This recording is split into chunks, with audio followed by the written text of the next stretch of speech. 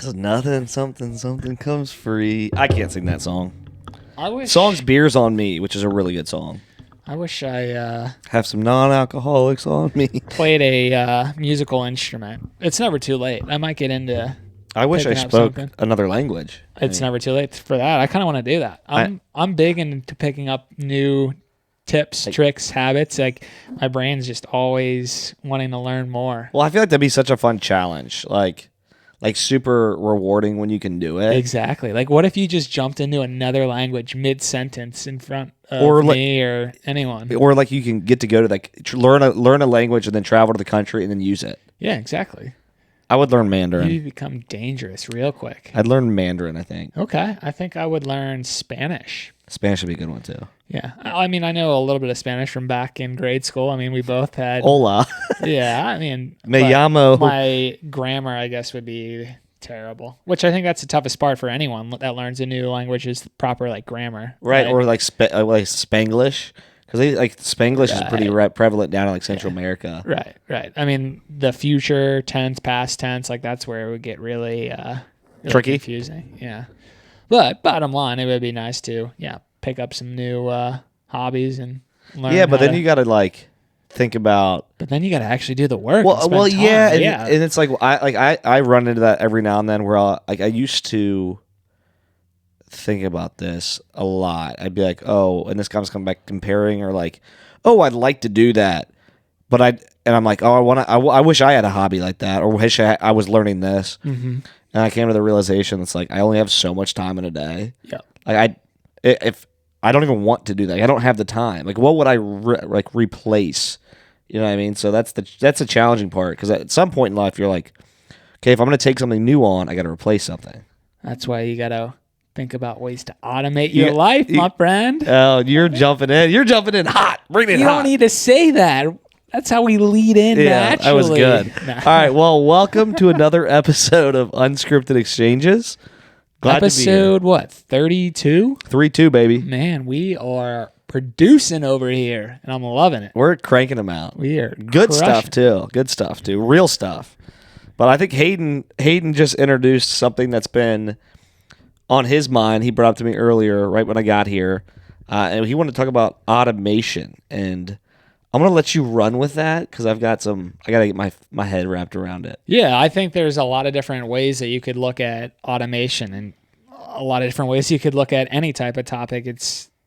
It always starts with, well, in what context? And you say that a lot too. Like automation, I guess, in the context that I want to describe here would be, how do I free up more of my time to do the things that I love doing or I want to be doing? And as we were just opening up the episode here talking about, well, yeah, if I wanted to take on these new things, like I got to replace my time or replace things that I'm currently doing. So how do you try to free up additional time in your working life as well as your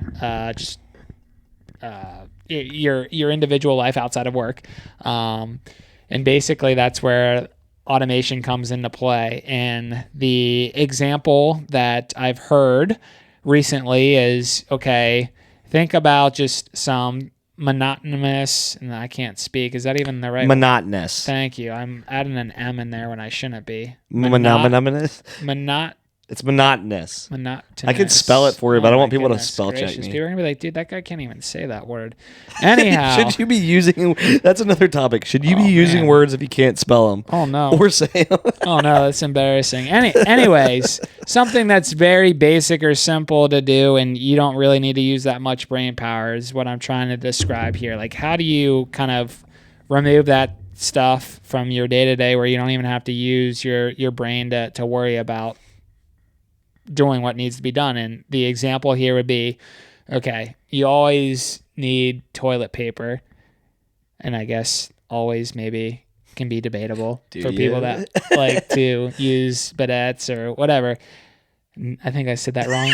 I am on a streak today with pronouncing things incorrectly. That is the theme for today. But hey, we're going to let it ride. We make up words here. We mispronounce things, and we just run with it. But I wasn't going to let that go. We're honest. You Yeah. called yourself. I don't want to. I'm good at calling myself out. I like to think I'm a little bit self-aware. But anyhow, people typically, there we go, instead of always, typically need TP, toilet paper.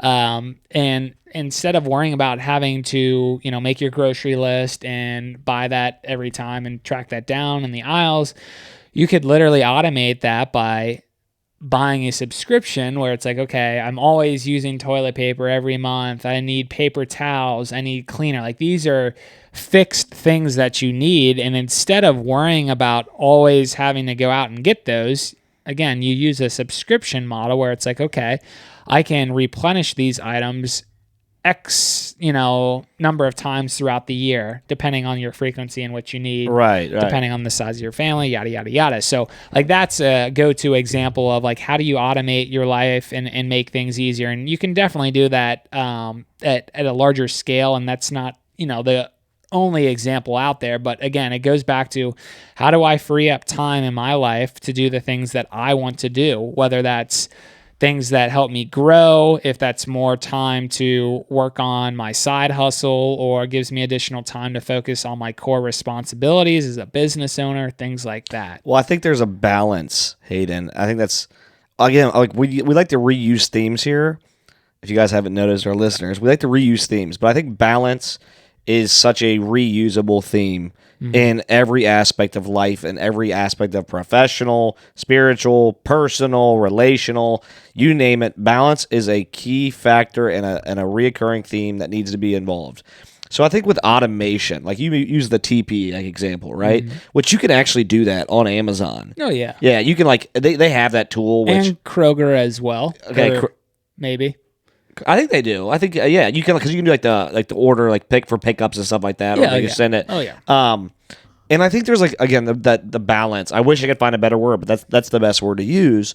Is automation in general is so beneficial, but it can also be, there's that fine line between it being so beneficial and also making us lazier, right? So like looking at automating your house, automating features in your house. So like, I mean, walking into your house, Hayden, you've got things that are a lot easier to do because you've used technology to automate it. Whether it's your Nest thermostat that's controlling your heat and stuff like that. So it's helping you save energy and automate that. Or it's your lighting where you have it automated to shut on or off or turn on, or it's using Amazon Alexa to do X, Y, Z if you have a connected house. I don't like Amazon Alexa, by the way. Google Home, whatever it is, connected home. So there's automation and things that are very, very beneficial, especially with technology, right? I think automated cars. Yep. You hear anytime you hear automation now, I think most people's heads go to like, oh, like self-driving cars, right? Automated.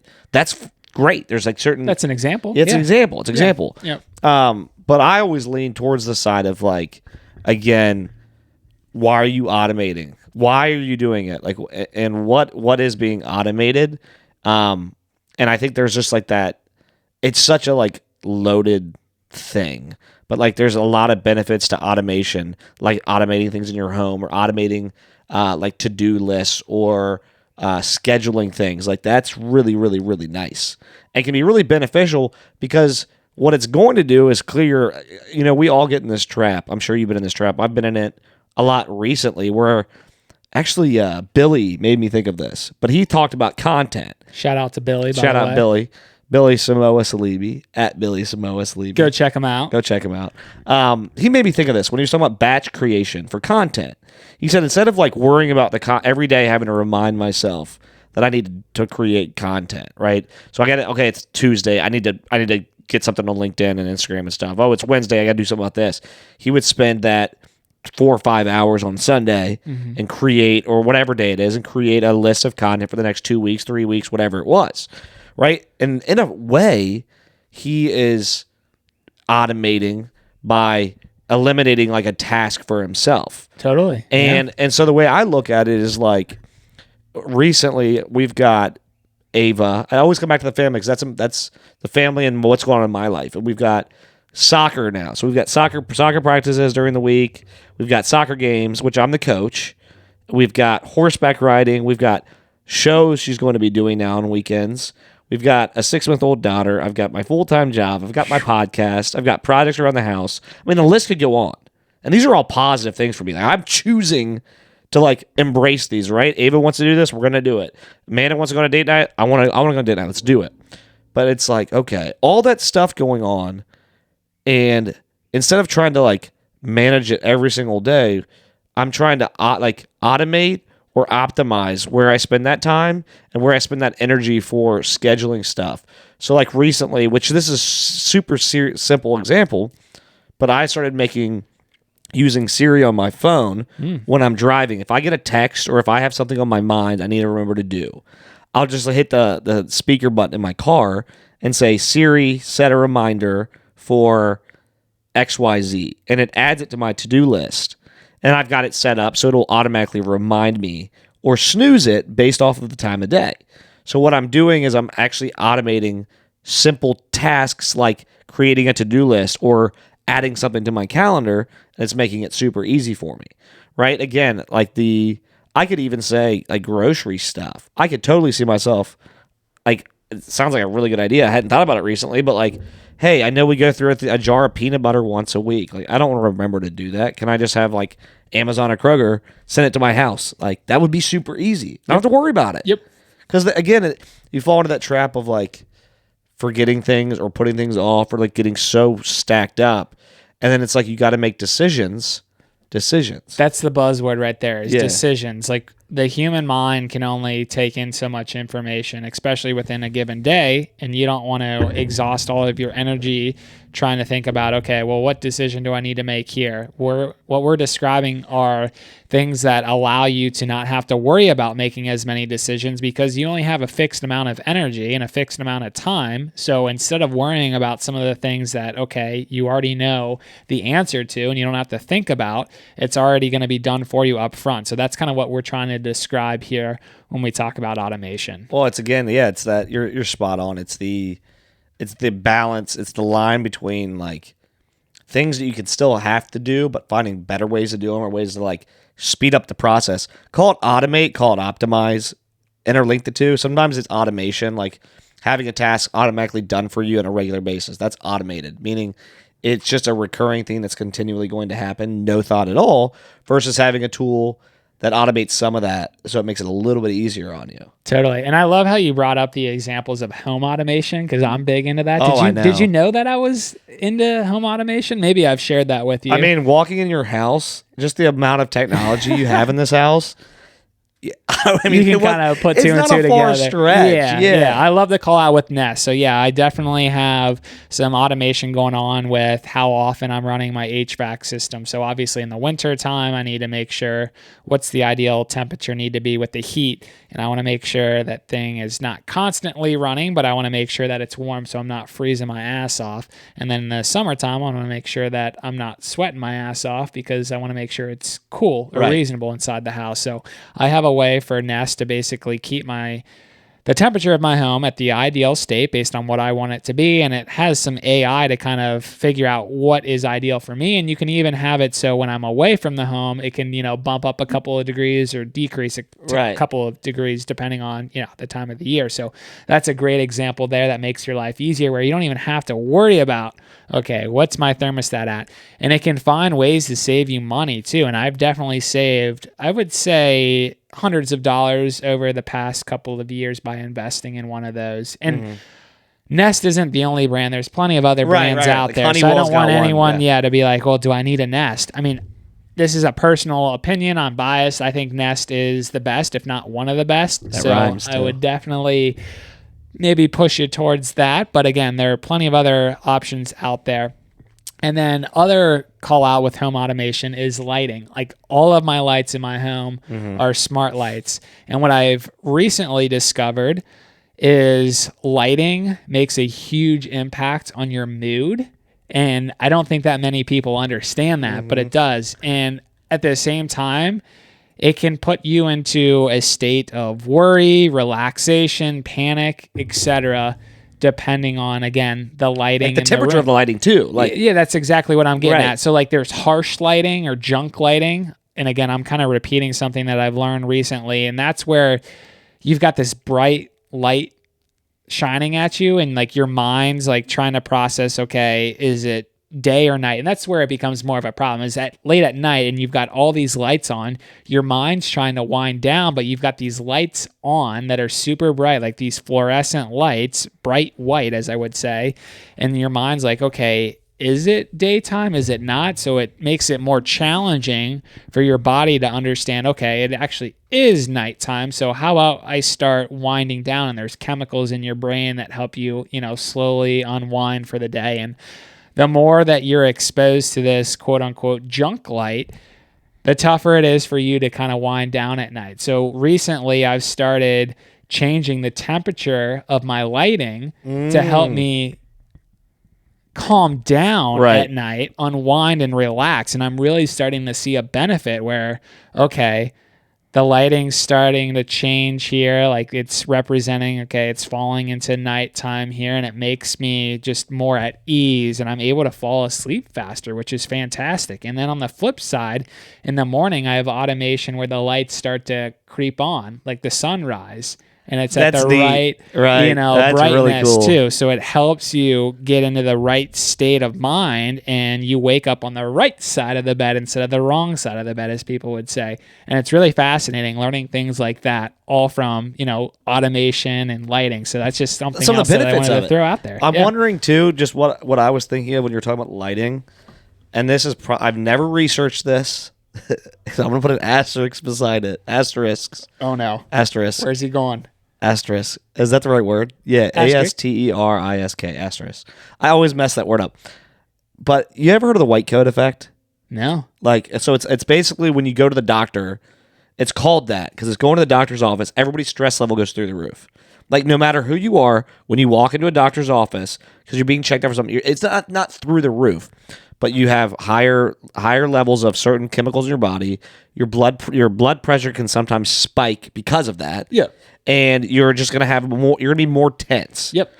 And so I call it the white coat effect because doctors have always traditionally worn white coats. Okay. Yeah. Makes sense. And I'm wondering if a lot of that like bright lighting, like junk lighting you're talking about is similar to like the reminder. So like you're saying junk lighting, but the first thing I think of is like when I'm in a doctor's office, when that kind of lighting, when you're in a doctor's office, like it's junk light. It's really, really, really bright. Yeah. That windows, if you even have windows, they're always so tinted that you can't even tell if it's night or day outside. Mm-hmm. And it's like in your face. Like it's just beaming down on you. So I was saying like maybe it's that same effect that you have when you go to the doctor. It very well could be. You know what I'm saying? But I don't know that for sure. Right. We have no idea, but you're throwing out I'm wondering if doctors' offices, there's a change for us. Any doctor out there listening to this, try some warmer lighting, like some like lower keel. Yes, some relaxed lighting is the official. Let's start a movement. Relaxed lighting. Hashtag change your lighting. Yes, I love it. I love it. I mean, it really can change your life. I mean, I'm speaking from example here. Now, I know I'm a sample size of one, but I know there's definitely a big crowd out there as well that are fully behind this. And again, I'm talking about in the context of trying to unwind at night where the bright lighting is not always ideal. And even people say with your phones, and I think Apple and Samsung have a setting now where it can kind of change like the true brightness. tone on the Yeah, exactly. And again, it helps you unwind. Like I think they refer to it as blue light. Like you want to stay away from too especially much for blue your light eyes too. Yeah.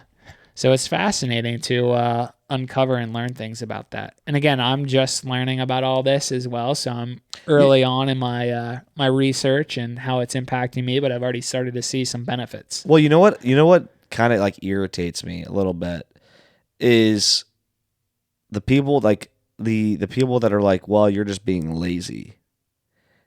Have you ever heard that? Like, like especially the older generation will be like, well, you just want things easy. That's why you're doing it that way. And it's like, actually, no, I just want to I want to have more free time, or I want to be able to focus on things that are more important than like X, Y, Z. Yep.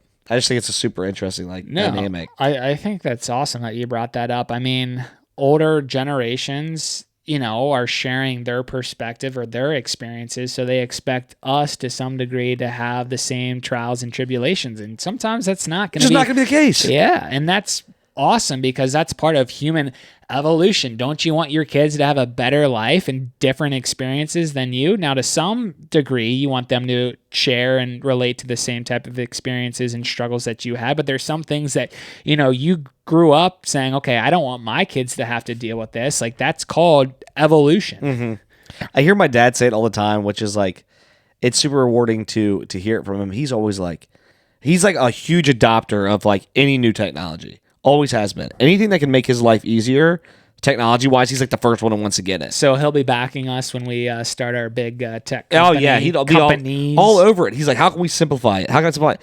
And it's funny because he's such a believer in like, anytime I tell him about something I did, like a slick trick or anything like that, he's like, man, I wish I had that. Like, I spent way too much time on that. And I'm like, I just love that enthusiasm behind it because, again, it's understanding that, like, yes, it's good to like put the work in and do that stuff. But again, automation, a lot of the automation we're getting in the world right now and the technology and the resources we have used in the right way with the right balance, like we should, I would like to see it impacting our mental health in a more positive way too. Dude, you're bringing up fire points. Well, you know what I mean? Yeah. Like if we can automate some of the stuff that stresses us out or creates negative emotions or negative either taking free time away or taking XYZ away, maybe we have more time as human beings to focus on like what's really important, which is our mental health, physical health, and relationships. Like, how can we do that? Like, that's what I want to see. That's what gets me excited about automation. It's not, it's cool tech, but it's like, how can it benefit us moving forward? Yeah, no, I'm hearing some other things as you call that out. I think one is it's important to understand that you need to have a healthy balance of automation in your life. Like there is probably a point of diminishing return. Not I know there is. Right. Now that's going to be different for every person. Like you don't want to get so lazy where you're not doing quality things with your life. But again, we're not here to judge or decide what is right and wrong there. But it is important to kind of figure out, okay, what is the right level of automation? I kind of heard that. And two, it's always trying to figure out ways to improve and make your life better. Now, better should not be confused with easier. Now, at times, life can be made easier, and that's super important. As you were highlighting, like your father, just people that might be older saying, well, I wish I had that. Like, yeah, it's great to kind of see their perspective, but at the same time, like it's important to see things change and evolve over time. Again, I'm just repeating myself there, but again, it's super important to see where we were, let's say 10 years ago and where we are today. And, even as we teach our kids, and you can obviously relate to this because you have kids, like you can start to share like, hey, I remember when I had to deal with X, Y, and Z, but you have the luxury of not having to deal with that. And another thought that kind of comes up when you were sharing that is, okay, with automating things in my life, let's say one day there are robots that we have, right? Whether or not you agree with this, there are going to be robots that can help maybe make and generate income for you. Maybe not. I could be completely wrong. But that's going to free up time in your life to do other things that you want to do, whether that's spending more time with your kids, working out more, taking care of yourself, etc., whatever it needs to be. But that's going to be something where you can look back and say, well, I remember when I had to sit at a desk for 40 plus hours a week and I had to spend 10 hours commuting.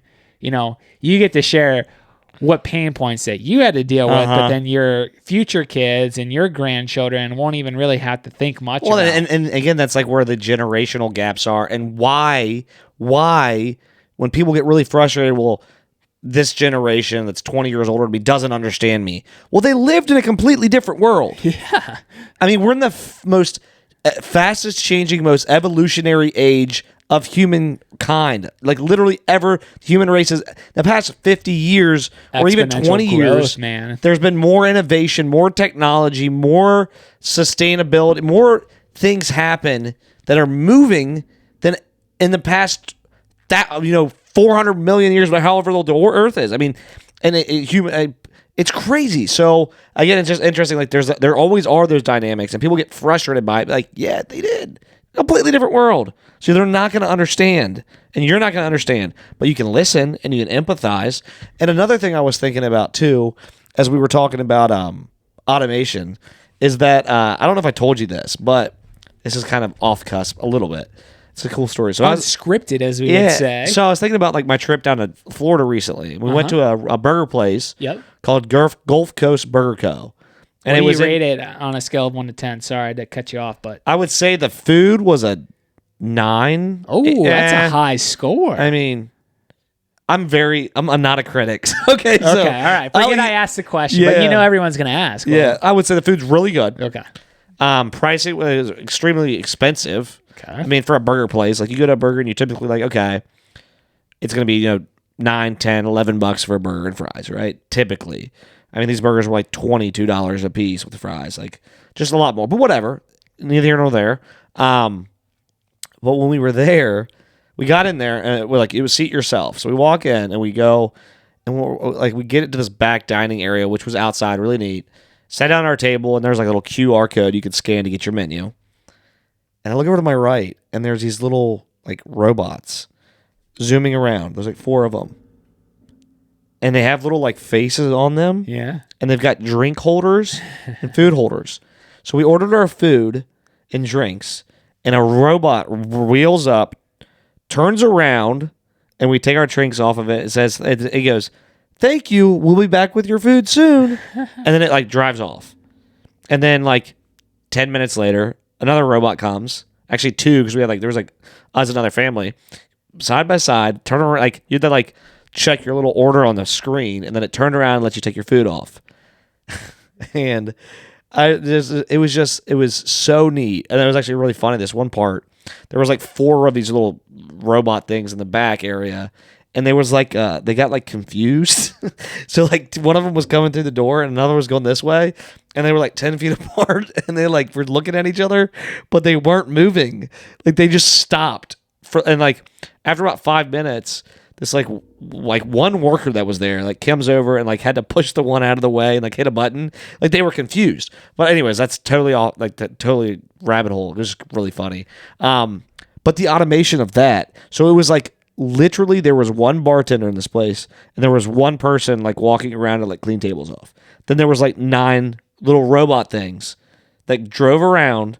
Like you ordered from your phone, it came around and gave you your food, gave it. They never had to get up, never talked to a person that worked there. So my only rub, because I thought it was really cool, my only rub is that when I got my bill, because it was a little expensive, I mean for a burger place, but whatever. I got my bill and it's like it's a tip and it had 20% in there. I'm like, no effing way am I tipping a robot 20%. Right. I didn't even interact with a human here. Yeah. So I customized, and people might judge me for that, but I dropped it down to like 5%. I'm like, I'll give it a little bit of a tip. Yeah. But I didn't talk to anybody. Totally. There was, but what was, so again, like there's a part of automation. I guess the point I'm making by this story is, because there's a whole industry with this, but I'd never seen this before, is that's automated. That's automation at its fine. I mean, that's where we're at in this day and age. Like we're going to start seeing more and more of that. But there's two sides of that coin. It's like it's really cool, right? And it was really efficient. Yep. And I'm sure the upfront cost of those robots paid itself off based off of what, and waiters are usually underpaid. They make most of their money from tips. But the staffing and all that stuff, I'm sure they paid themselves off, or the return on investment was really quick. But we were replacing people with robots. Mm-hmm. So all these jobs for human beings that could have been waiting on us and interacting with us were now these little robots that had screens on them that said "thank you" and smiled at us. They've been replaced. It's weird, but I'm the energetic, enthusiastic, think things are cool part of Cole is like, that's awesome, man. That's cool. And the other side of me is like, but like there were no humans. Like those were jobs that were taken and given to robots. Yeah, no, I mean, what you're describing are some of the pros and cons I guess automation. Certainly, there is always the worry of, well, will robots take over the world? And what about these people that they're, putting out of jobs? And my initial rebuttal is, well, they're replacing jobs and giving additional or new opportunities for folks to learn different skills, such as maybe coding, which, again, maybe some people don't want to get into coding. But again, the point being, there's going to be plenty of jobs out there for people. It's just they're going to have to learn new skill sets to learn how to survive in this new world that we're marching towards. But as you said, there is the downside then too of, well, like I want to interact with a human being and this is a robot. So I totally hear you. And there's no easy answer to that. It changes the landscape though when that start happening. And this is, again, I'm not against it, but I'm gonna put the other hat on. What it also changes the landscape of, like in this situation, is like we all remember when we were in high school and college, and we needed a part-time job. Yeah. Well, being a waiter or waitress, I mean, there's going to be other areas. Was a place a lot of us went to. A lot of people have gone and been a waiter or waitress or bartender to make ends meet or to pay some bills or to have some party money. And so for me, it's like, okay, yeah, it's great that we're going to have this automation and it's cool and people can learn other skills. But there's always, to me, like you're eliminating a big part of a lot of people's lives that might be an intermediate fix or a side job or something like that. I'm putting the other hat on. I'm not arguing I with know you are. I don't think those jobs are ever going to fully go away, though, in my opinion. It's still up to each business owner to determine whether or not they want to, invest in that technology to replace. Right. said Ultimately, it's up to employees. them. Right. Yeah. And there's always going to be people that are like, no, I'm not doing that, which is great. So they have that right or that choice to. I wanted to put the other hat on because I'm sure that's where if I see it from that side, that's where my thought process goes. No, I appreciate you doing that. It's important to see both sides and kind of make an educated opinion or stance from there. You know, we're quick to pick one side over the other. These robots were really cool, though. Yeah, I was about to ask, did you get any video? Oh, I got some videos. You'll have to share with me. Yeah, it was super afterwards. Neat. Yeah. I think one last call out related to just automation, and we've kind of touched on it, is just the fact that anytime you can reduce the amount of stress in your life because of automation, that's considered to me a benefit. And speaking of stress, we all deal with stress, and it's how do we try to manage and minimize that as best as we can throughout a given day. And I think that's where automation can play a huge role in helping you out with whatever it is that you're dealing with when it comes to stress. Because stress at the end of the day is something that slowly creeps into your everyday life and can impact your overall well-being. And that's something that you want to make sure that you have in check because it can lead to some catastrophic things. And yeah, no need to go that grim there. But the point being is it's important to manage your stress, and automation can definitely help play a role in alleviating that to some degree. 100%. 1,000%. 1,000,000%. You beat me. You always have to one-up me. You just were like, you know what? How about 1 billion? As my daughter would say, I say infinity, and she goes, infinity times 2. I'm like, that's not a thing. Infinity and beyond. You remember that? Do you remember that as a kid? You'd be like, well, infinity times 2, and then infinity times 3, and be like, no. And then I just can't explain to her that, like, I win, Ava, so go to sleep. No, that's just a young kid trying to figure out how to win an argument. Yeah. And there's sometimes no way to win an argument or a conversation. But yeah, I love it. I say we wrap things up here. I'm liking these short but deep conversations. What about you? I'm ready to rock. I'm going to the stables tonight, so. Ooh. That's a recurring theme you're going to hear from me, listeners. I got to go because I'm going to the stable. Now, do you ever get to ride? Or is yeah, this just I rode on Friday. Okay, all right. Yeah. Ava was like, of course. I was like, I hadn't ridden in a while, and she's like doubted that I could. Like, Dad, you don't know how to ride a horse. Yeah, because she's riding like every week, and she's like, "Come on, dude." Right. So of course I get up there, and I'm like, I mean, I've ridden my whole life, like not as consistently of late, but I mean, I grew up on horses. I had my own horse. So I got up there and I rode around. I was like, "See, your dad can do it." She goes, "Not that impressed." Not as good as me. Whatever. I can't do anything right. I said, "Don't I look like a cowboy?" She goes, "Not in that saddle." And I'm like, whatever. Well, we'll definitely have to share some photos out there online for you all to take a peek at Cole and the horse that he's riding. My assless chaps. Oh, no, folks. That will not be promoted out there. So don't you worry. I will not let that happen. But anyhow, appreciate you guys tuning on in. We say it each and every episode. Thank you, thank you, thank you. We are super grateful and humble over here. We're continuing to learn, optimize, become better human beings, not only for ourselves, but for our families and for those that we spend a lot of time with. We do have some exciting guests coming on. Super excited for what's to come. Some new partnerships that will be announced soon, but we cannot release just yet.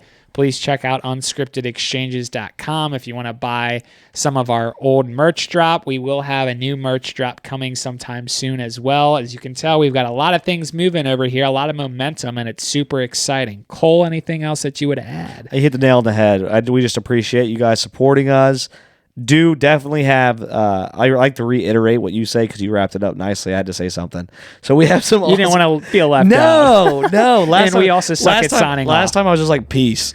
Yeah, we do have some awesome guests, some awesome partnerships. Getting a lot of support and feedback. We just ask that you keep reaching out, letting us know what you want to hear, what you like, what you didn't like. Keep sharing, keep liking. Yeah, and help us out. The algorithm. And going back to episode 31. Think about what your legacy is. Yeah. I actually had, I will leave it with this. I had somebody reach out to me 2 days ago and said they wanted to start their podcast. Where should they start?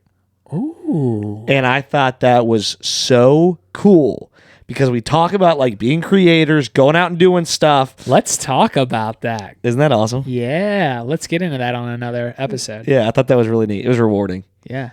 I think for this episode too, the homework would be, what automation are you using in your life today? Yeah, share that with us. Do you plan on automating anything? Yeah, please share that with us, and we'd love to hear from you guys. All right, enough. Peace out. Thank you, everyone. Thanks, guys. We'll talk to you next time. Bye-bye.